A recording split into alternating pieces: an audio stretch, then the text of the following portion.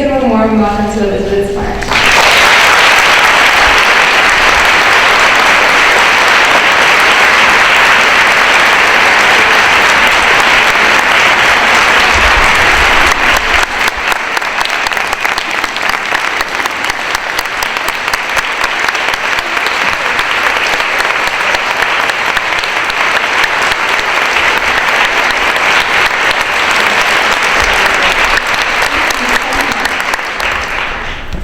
It's a pleasure to be down here today. Usually whenever I'm anywhere near St. George, it's usually in the car driving through, looking out the window. So it's great to be here today. I want to express my deep gratitude to every person who's ever thought of me or my family, has ever prayed for me or my family, and who's ever helped to bring me where I am today. When I got home from being kidnapped, I said I was the luckiest girl in the world, and I still feel that same way today. I want to talk to you today about something that I know we all experience, and it took me a while to learn, but I finally have. None of us have a perfect life. All of us have trials. All of us have days when we'd just rather stay in bed. It would just be easier to sleep through the day and wake up next year when all of our problems would just disappear. But we can't do that, unfortunately. About 11 years ago, I was getting ready to graduate from junior high, and I was so excited. Oh, I thought high school sounded so grown up and so mature and just, wow. I couldn't wait. And I'd sit with my friends at lunch and we'd talk about the clubs we wanted to join, or the sports teams we wanted to be in, getting our driver's license and start dating, and all those exciting grown-up things to do. And right before we were about to graduate from junior high, about the day before, my best friend, her name was Laurie Angel, she came up to me and she said, "Oh, Elizabeth, as a graduation present, do you want to come on vacation with me?" And so I said, "Oh, yeah, that sounds like so much fun. I would love to." And she said, "Okay, well then we'll go." And I was like, "Well, I have to talk to my parents." So that night I went home. I remember begging my parents, and they didn't like the idea. They kept saying no, and I kept begging and pleading with them to let me go. And finally, maybe it was, 3 hours later, they finally said, "Okay, you can go. Don't say another word about it, but you can go." So I was so excited. I was skipping out of their bedroom to go to my bedroom. And who was waiting outside the door for me? None other than my older brother. And I'm sure those of you who have older siblings know what's coming when they're waiting for you, specifically for you, outside of your parents' bedroom. Well, my brother came up to me and said, "Oh, Elizabeth, did I hear you right? Did you just say, did you just say you're going on vacation with your friend?" I said, "Yeah, I'm so excited." He's like, "Well, now did you say you're going on vacation to Beaver, Utah? Going to be chaperoned by her grandparents?" Good. So, what are you going to be doing there? I'm sorry to stop for a second. Oh, jeez. I don't know. I'm not sure. He said, "Well, I've kind of been thinking about it. And, I think, do you want me to tell you what you're going to be doing?" So I said, "Okay, why don't you tell me?" He said, "Well, you don't know what you're going to be doing in Beaver, Utah, because there's nothing to do there." Now, please, nobody take offense to that here. Usually nobody knows where Beaver, Utah is to most audiences I speak to, but I have a strong feeling most people do here. Anyways, he's just jealous. I'm not going to let it rain on my parade. I'm so excited. I don't care. He's making fun of me. This is going to be the greatest week of my life. So I turned around to walk up to my room, and he called after me and said, Elizabeth, are you serious? Beaver, Utah. You've got to be kidding me. And I just looked back and I said, Charles, what if those were the last words you ever said to me? And he just smiled at me the way only big brothers do. And then we went into our separate bedrooms. And I remember falling asleep that night. I grew up sharing a room with my younger sister. We even shared a bed at that point in our lives. And I remember falling asleep in bed next to my younger sister. And then the next memory I have is of a voice. And when I heard this voice at first, I heard it. And I understood it. The words were English, but I just couldn't believe it. It had to be part of a dream. It had to be just an echo left over in my head from a movie or something. It couldn't really be real. And then I heard the voice again repeating the same words. I have a knife at your neck. Don't make a sound. Get up and come with me. And I remember that second time I heard this voice, I could feel a knife lying across my neck. And I realized that this isn't a nightmare.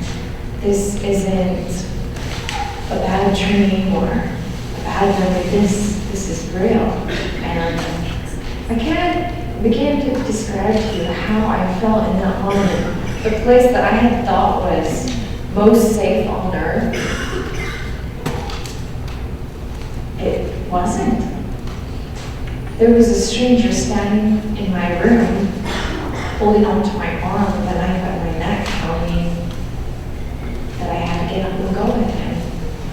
I remember not knowing whether or not he'd been to the other rooms in my house and had hurt other members of my family. I didn't know if maybe he killed my parents, and maybe that's how he'd gotten in so far into our house without anybody waking up or calling the police. And I remember having a million thoughts running through my head, and I remember one of the thoughts being, if I don't go with him, what would he do to my little sister? I remember my biggest nightmare before this was the monster wolf from the Never-Ending Story. I saw it maybe when I was 6, and I had nightmares about it till I was probably 16. And I always used to think, okay, if that wolf just appeared in my bedroom, what would I do? What would I do to protect my sister? But I never thought, what if someone broke into my house and had a knife? I never thought that. I never made a plan as to what I should do because I never even considered it as a possibility. I immediately got up with him and did exactly everything that he told me to do. I remember him taking me out of my back door, up through my backyard, up into the mountains. My parents' house is on the east bench in Salt Lake, and our backyard almost literally is only divided by one more residential street. And there's a vacant lot on the one side, and on the other side is a trailhead that takes you all around the Bonneville Shoreline Trail. And I remember coming up to this vacant lot, and I remember going up into the mountains, starting on this trail, and I just couldn't believe that this was real. I couldn't believe that this was happening to me. And I remember the farther and farther away we got, the more scared I became. I remember thinking as we turned off the trail and had to start crawling on our hands and knees up this narrow ravine, I remember just thinking of the other children who I had seen on the news, their stories always ended up being the same in my memory. They'd always been kidnapped, and then they would be raped, and then they would be killed. And that was always the story that I connected with children who were kidnapped. And I remember as I was being forced up into these mountains, I stopped my captor for a minute, and I said, if you're just going to rape and kill me, could you please keep it here so that my parents can find my remains, so they know that I didn't run away, that I wasn't upset with them or I wasn't mad at them. I just want them to know what happened to me. Well, this man, he stopped and he looked at me and he smiled at me and he said, oh, I'm not going to do that to you yet. And then we continued on. And I remember getting even further up into the mountains and just not understanding and not knowing why this had happened. And so I stopped my captor again and I said, well, don't you realize what you're doing? If you get caught, you'll spend the rest of your life in prison. I promise, if you let me go right now, my family won't press charges. No one will ever even have to know. And he looked at me and he smiled again and he said, I know exactly what I'm doing. I know what the consequences are. The only difference is, I'm not going to get caught. And I remember continuing on. I remember it felt like we went on forever. We finally crossed right up over the top of the mountain and started down on the other side. And I remember we came to a grove of trees. And it didn't stand out. I mean, there's no reason why I should enter this grove of trees compared to any other. But I remember walking into it, and from the outside you wouldn't see anything. But once you got into it, you could see how they had leveled a piece of the mountain out, and they had set up a big tent, outside of which there were tarps laid on the ground, and there were a couple tarps hanging up in the trees. And there was a fire pit, although it didn't look like a fire had ever been made, and there were some big rubber mink trunks set up. It was a very well-established camp, very well thought out. And I remember out of the tented area walked this woman, and she had on these long linen robes, and she had a sash that tied around her middle, and she had on a long linen headdress with her hair was long and gray, and I just remember seeing her, and I'd never seen anybody like her before in my life. I'd never seen anyone who looked like she did, who had on what she wore. And I remember she came up to me and opened her arms and gave me this huge hug, and I just couldn't understand why this was all happening. And so for me trying to make sense of it all, I had to think, okay, I must be the daughter that they always wanted but could never have. That must be why they kidnapped me. Maybe that must be why. Well, she brought me inside of the tent and sat me down on an upturned bucket, and she had brought in a small blue basin where she started to try to give me a sponge bath. And as a 14-year-old girl, I mean, if the word wallflower ever described anybody, that was me. I was so shocked. Just a silly little example to share with you to sort of give you an idea of how I felt. Was I remember being choked while I was in 8th grade, which was, yes, a very big deal. That's what the cool kids did. And I remember it was our first performance, and we were so excited. And we had all our uniforms, and there were these long black skirts, and our tops with just these simple, innocent little white V-neck t-shirts. And I remember getting out on stage with all the other girls, and we were about to sing, and the spotlight's coming down on us, and all of a sudden, oh my gosh, I am so modest. I am showing so much of my décolletage. What is everyone going to think? That's how I felt. I mean, literally, I was showing my neck. That's it. But that's how I felt. felt at 14 showing any part of my body. And so you can imagine having a complete stranger trying to undress me and sponge bathe me.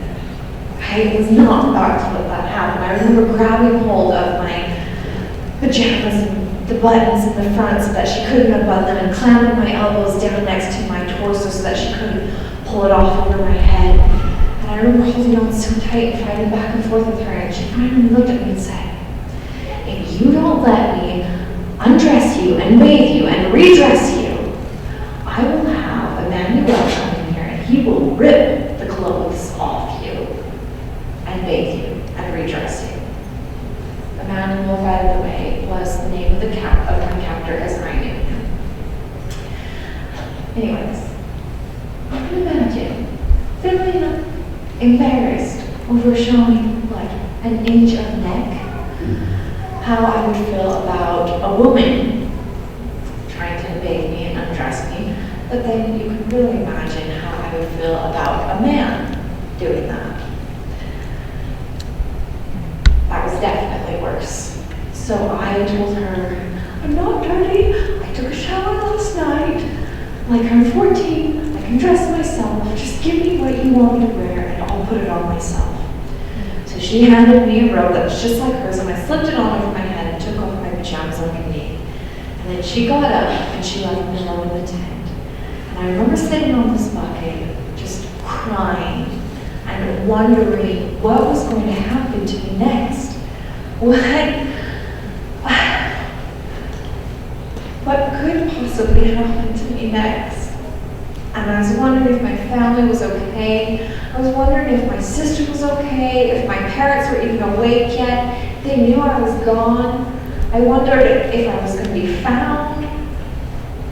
I was so scared. And in came this man, and he's at the door behind him, and he started to talk. But I was so caught up in being scared and being worried about what was happening and what was going to happen that I wasn't listening to what he was saying. And I finally was able to pull myself together enough to hear him say, "I hereby seal you to me as my wife before God and his angels as my witnesses."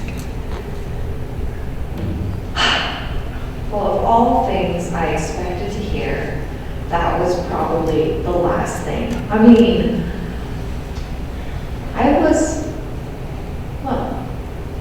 I had my dreams of Prince Charming storming my parents' house, sweeping me off my feet, and rescuing me from vacuuming the kitchen, and burying me off into the sunset, getting married and living happily ever after. And that was my dream as a 14-year-old girl. That was what was supposed to happen to me. And what was happening to me was anything but that. All I could think to do was to scream out, "No!" Nothing had ever repulsed me so much in my life. And he looked at me and said, "If you ever scream out like that again, I will kill you. It'll help you not scream out. I can duct tape your mouth shut."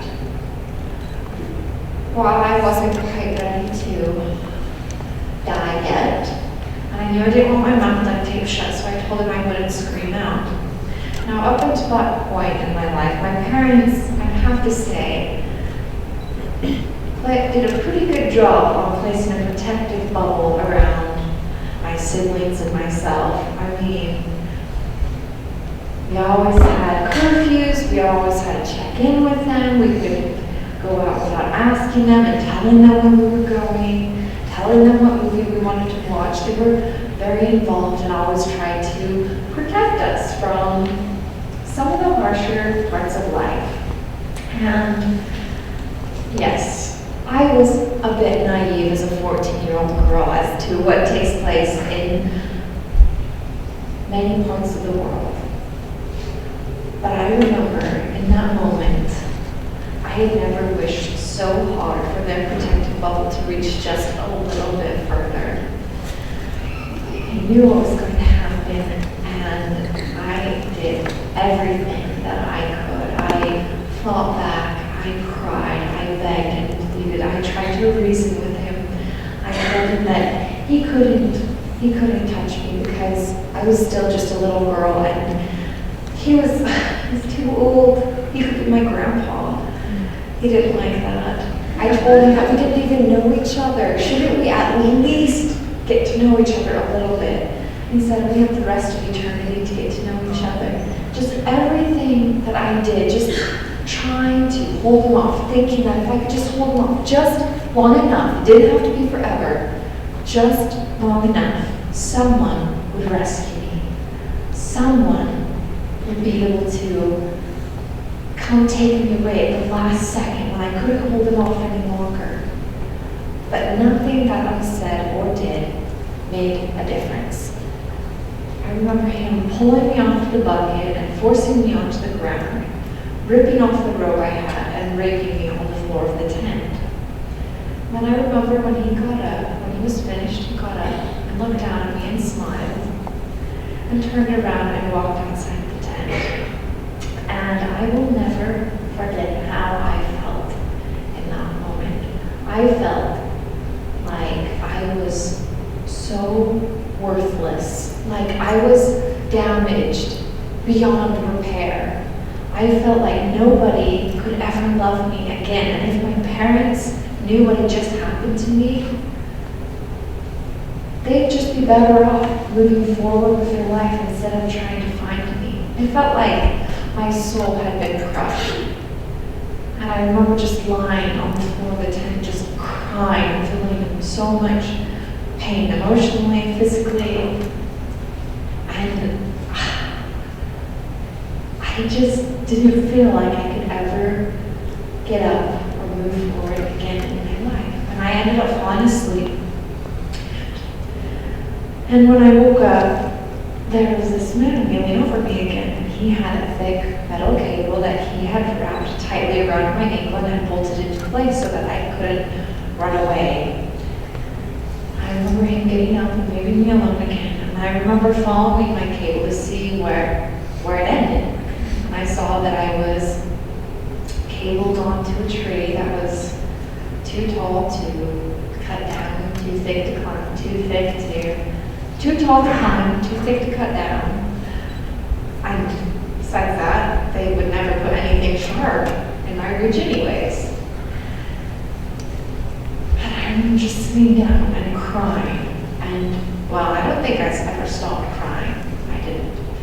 But I just remember feeling like those children whose stories I remember from the news, the ones who were raped and then murdered. I wish I could be them right now, because they will never have to live another day feeling like they're worthless, feeling like they're not loved, feeling like, well, they're garbage.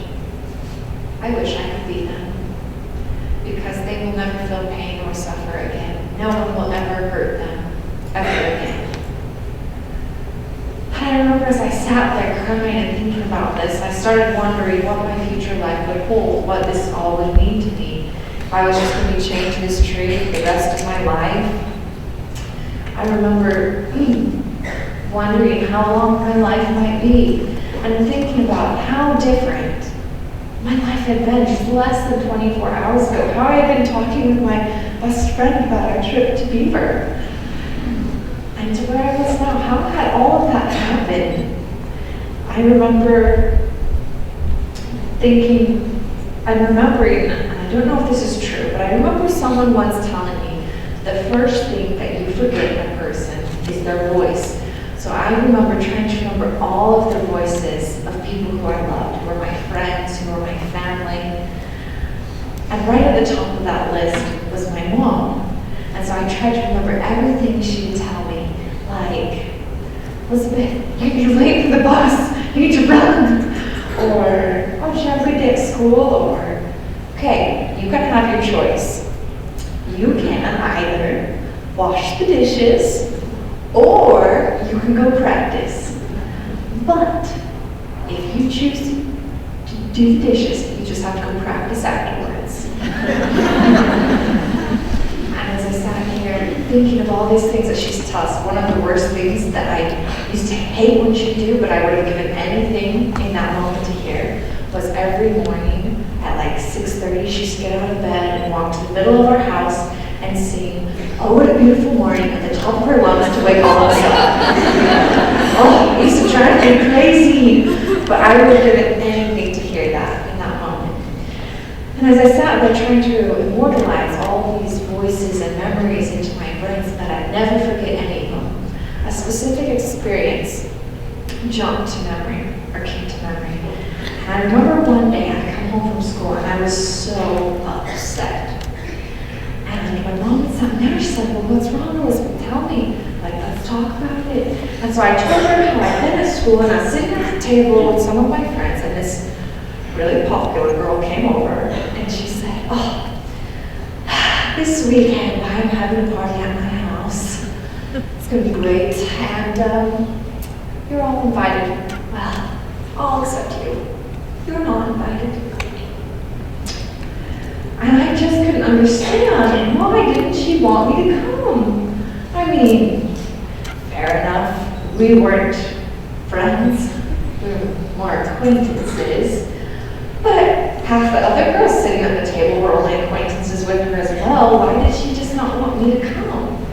And I just felt so bad about it. And my mom had sat me down and said, "Now, Elizabeth, is it really going to be so terrible to spend a weekend at home with me? And are those girls, are they really your friends if, the first opportunity they get to climb another step on the social ladder, they leave you high and dry? Does that make them a good friend to you, or does that make them fair weather? And Elizabeth, you've been in school since you were, 5 years old, so by now that's 9 years, 10 years. And haven't you realized yet that popular, well, it's just another word for rude?" As you can imagine, I didn't really want to answer any of those questions. I mean, what did that say about my social life? Oh, non-existent. What did that say about my friends? Oh, they're not very good friends. And what did that say about what every 14-year-old girl strived to be like? Rude? Good heavens, I hope not. My mom went on to say, "You will meet many people in your lifetime, and sometimes you'll wonder, why doesn't this person like me? And sometimes you wonder, why doesn't this person like me?" And with all these opinions that are made, there's really only two that matter. Now, the first one is God's, and you're his daughter. He will always love you. He will never turn his back on you. Only you can turn your back on him.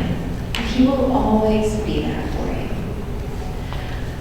And the second person's opinion that counts is mine.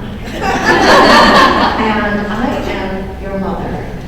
And I will always love you, and nothing can ever change that. Don't be confused. I may not always love what you do, or where you go, or the friends you have, but I will always love you, and nothing can change that. And so as I sat on this mountainside thinking about that experience, thinking of her telling me how nothing could ever change her love for me, I realized that she was right. I realized that she would always love me, and that it didn't matter that I'd been kidnapped, that I was chained, that I'd been raped. None of those things mattered. She would always love me, and that was enough. And the more I thought about it, the more I realized, oh, well, if she loves me, my dad will certainly love me forever. Despite our last name being Smart, how many times has he spent half the night staying awake with me, trying to help me struggle through my math homework?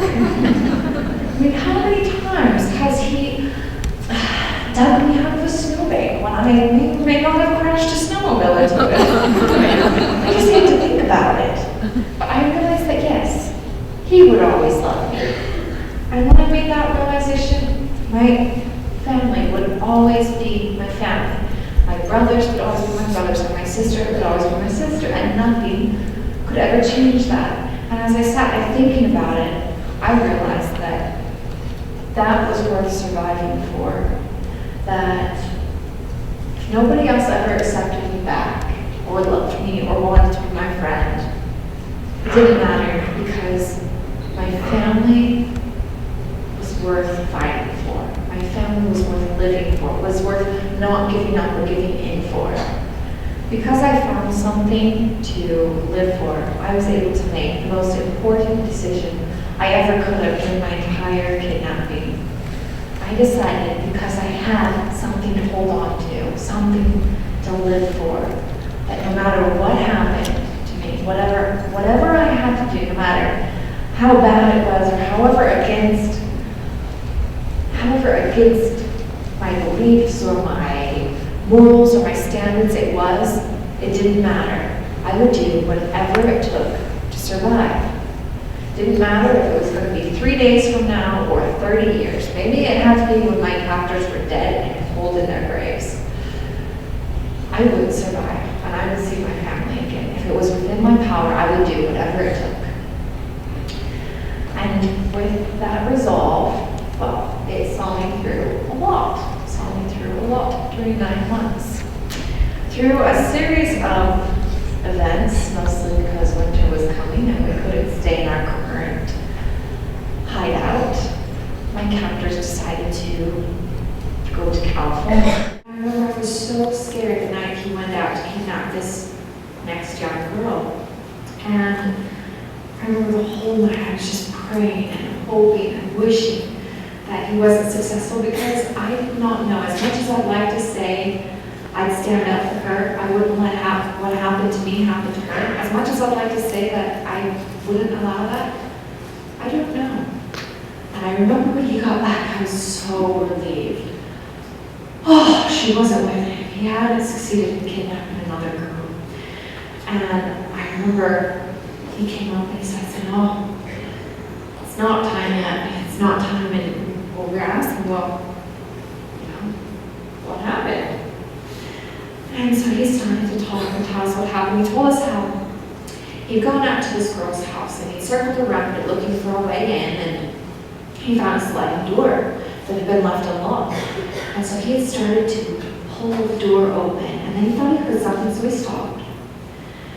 And he listened, and he didn't hear anything again, and so he continued to pull the door back a bit more, and he was about to step in through the curtain when he heard this noise again, and he stopped. Now, I'm sure many of you suffer from this problem. Maybe it's you yourself, or maybe you suffer from somebody else doing it. And I bet none of you ever thought it could save a life, or that it's a good thing. But it is. I would like to give you a whole new vision on how to look at this problem.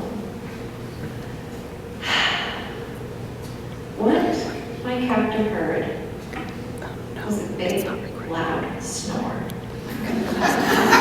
And he realized that he would have to get in past this snoring monster, find the girl, and get her out past this snore again without waking him up.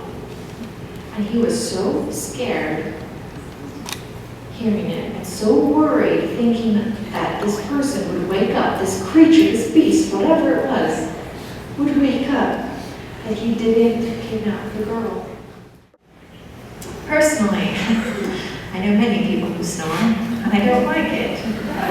So when I'm asleep at night, and I may or may not be awakened by it, whether it's across the hall or I'm on vacation with someone, and they decide to snore in their sleep, I have to remind myself, okay,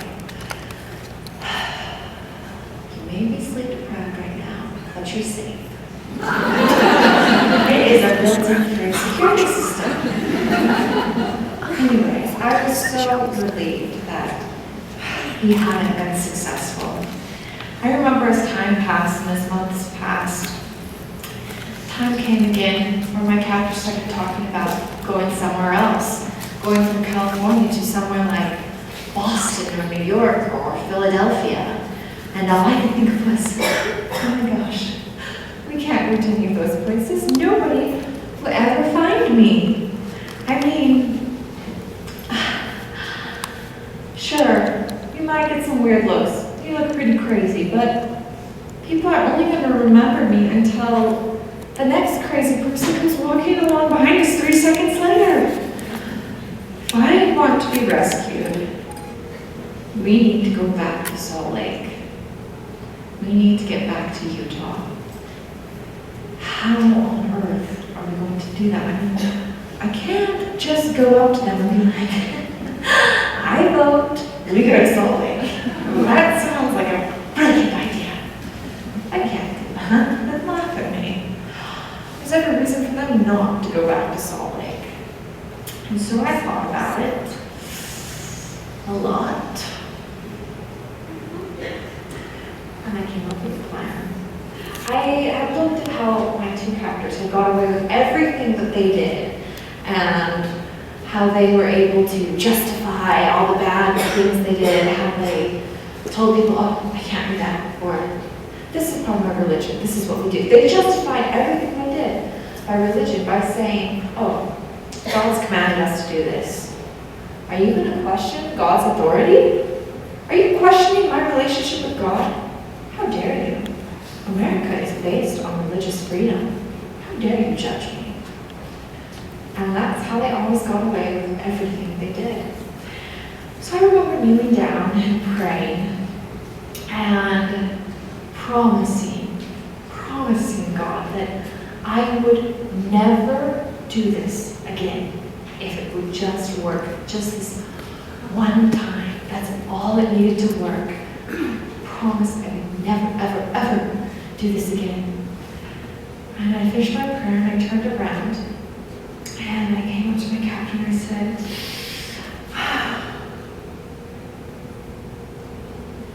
I just keep having this feeling, and I know it sounds crazy, but I keep having this feeling like we're supposed to go back to Salt Lake. I know it sounds crazy, and I mean, like God would ever talk to me or inspire me. I mean, that's ridiculous. But I know He'd talk to you. I know He'd tell you where we're supposed to go because you're His prophet. I mean, you're practically His best friend. So would you please ask Him? I know He'll answer you. Okay. Well, maybe it was stroking His ego just the right way. Maybe it was having him feel like, oh, finally she accepts me, or Okay. I'll get a good. if anyone ever felt inspired just one time in their life, was truly inspired or felt God's prompting just one time in their life, I think it was Him in that moment, because there was absolutely every reason for them not to come back to Salt Lake. Maybe it was having him feel like, oh, finally she accepts me, or if anyone ever felt inspired just one time in their life, was truly inspired or felt God's prompting just one time in their life, I think it was Him in that moment, because there was absolutely every reason for them not to come back to Salt Lake.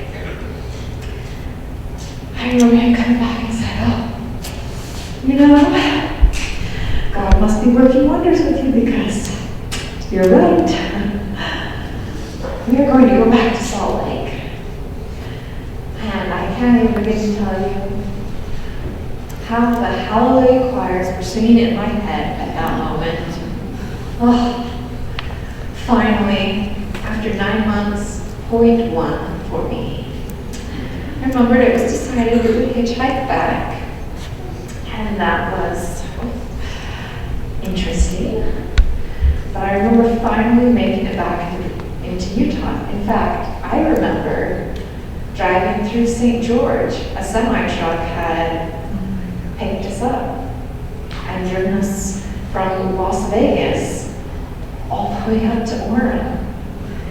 And I remember just coming into the state of Utah, and the closer we got to the Salt Lake, the closer I felt like I was to being rescued, even though I may never be rescued, even though this might just turn out being nothing, I felt like the chances of me surviving had just increased 150%. I was so happy just to be back in my own state. I remember we finally got into Salt Lake, and we were still quite a ways out on about 106 South, so Sandy area, and we were walking up State Street when all of a sudden a police car pulled up, and then another one, and another one, and another one, and pretty soon it just felt like we were surrounded by policemen. I don't think I'd ever been around so many police in my entire life up until that moment. And I remember they all jumped out of the car and started asking questions and questioning my captors and asking me questions. And I'd always been told, under no circumstance was I ever supposed to say anything unless it was the answers that I had been told to give. Because if I said anything they didn't tell me to say, I would be killed. If they didn't kill me, they would kill my family. And what a perfect target my family would make, because, well, one tragedy had already happened to them. Who would ever dream a second one could happen to them? And so I had always done exactly as they had said. And I remember finally one of the police officers saying, I think we need to question her alone. And so they separated me from my captors and they started asking me these questions. And at first I kept giving them the answers that I'd been told to give. And finally one of them just asked, are you Elizabeth Smart?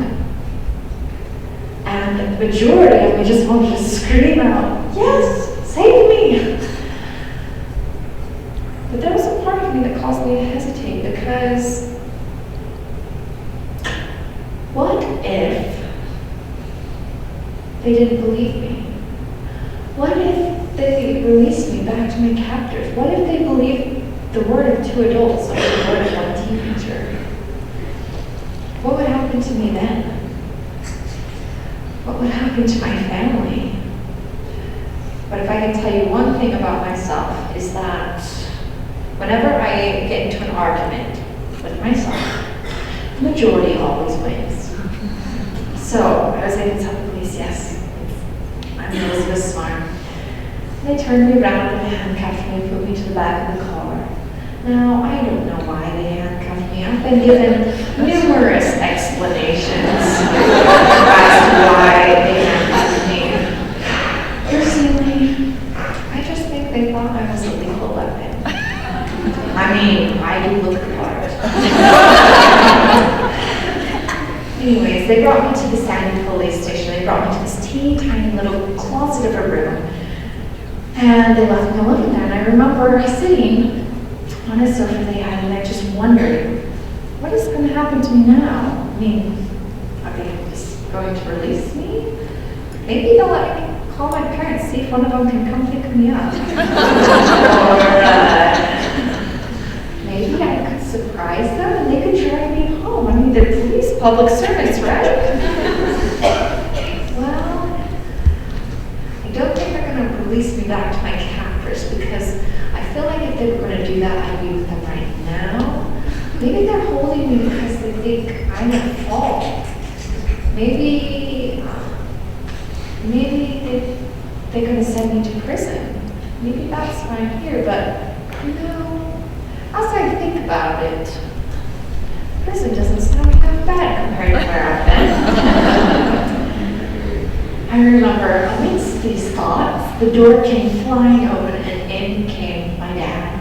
And he came running over and he just grabbed me in the biggest bear hugs and held me back and looked at me and said, Elizabeth, is it really you? And both of us just started crying. And as we sat there crying, hugging each other, a police officer came into the room and said, Mr. Smart, could you get in the back of the car with us? We need to transport you and your daughter up to the Salt Lake precinct. So I So Dad said, yeah, that's fine. So we got into the back of the police cruiser and we headed up to Salt Lake. And my dad said, oh, Elizabeth, no. You need to call your mother. She is going to be out for blood because she was the one that answered the phone call telling me to come down here. They didn't tell her anything. They didn't tell her that you'd been found, that they didn't invite her down here. So, before another tragedy happens, we should probably call her. So I remember him pulling out his phone and dialing her number up. And I remember her voice coming through just loud and clear, saying, hey, is it really her? Is she okay? Let me talk to her. I mean, what a miracle technology is. You can do anything from your phone these days. I mean, you can shop, you can make reservations, you can, one of my favorites is ordering pizza. The app. You can do anything from your phone these days. I mean, at least while talking. Anyways, he passed me the phone and she's like, oh, Elizabeth, are you okay? Are you all right? Are you hurt? And what as I'm about to answer, of all things to happen, of all things that could happen, the battery died. Honestly. I remember when we finally did make it up to the Salt Lake precinct, and I saw my mom again for the first time, and I saw my sister and my brothers. I remember I was so happy. If I had one word to describe that moment, or if anyone ever asked me what it was like, my answer would be heaven.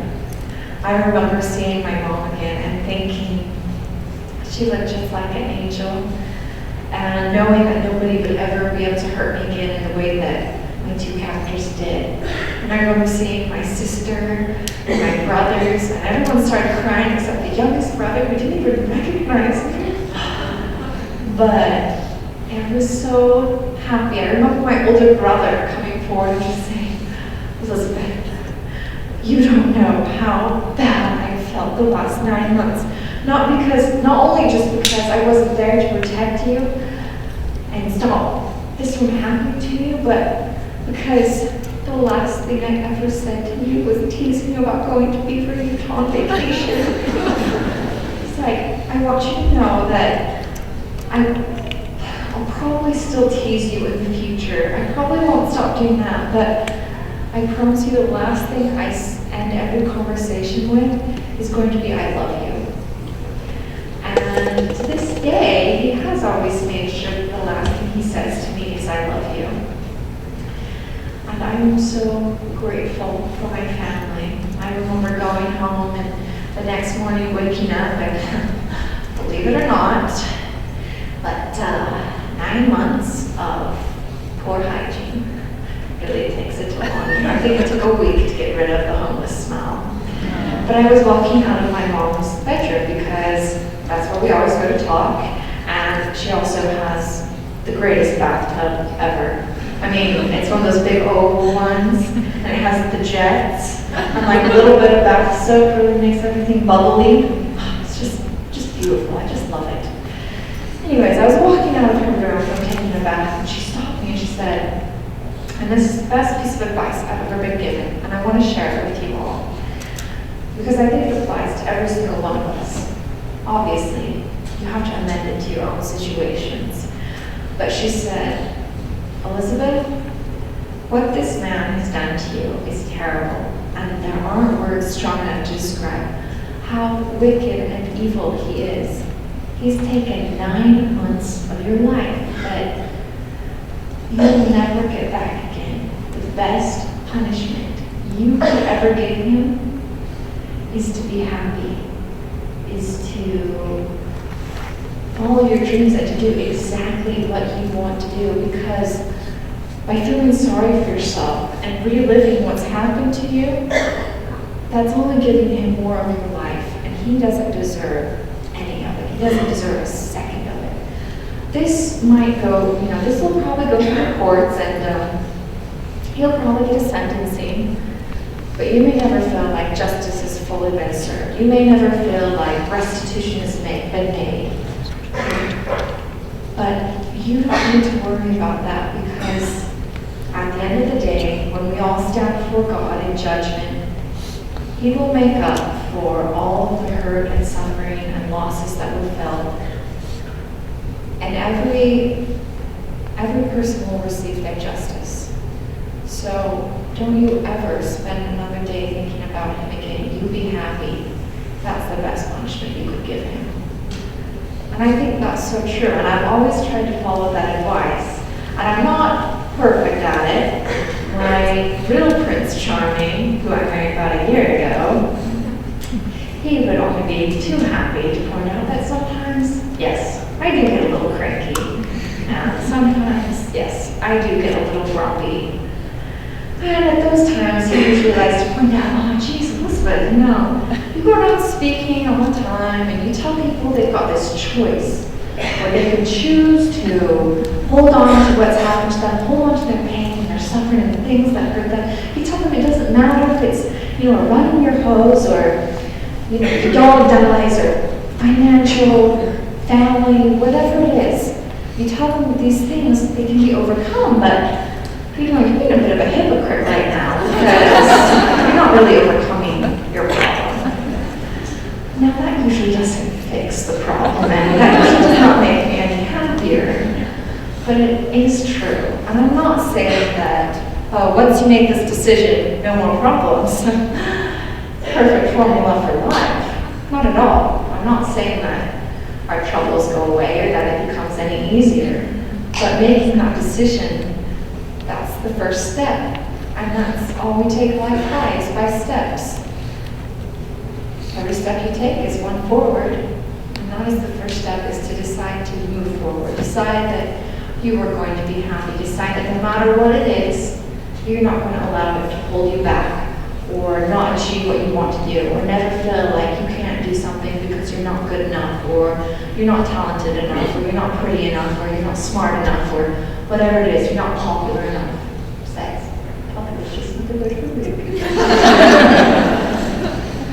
Life is full of decisions every single day, and I certainly always try to follow that piece of advice.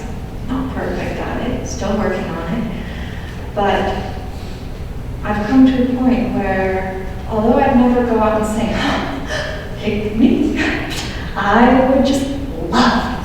In fact, I'm dying to be kidnapped. I would never, ever say that. But I can say that I am grateful for the experiences that I've had because of the things that it's allowed me to do. Had I not been kidnapped, well, first of all, I wouldn't be here speaking to you today. I know I'm charming and witty, but all my charm and wit would be pent up somewhere else.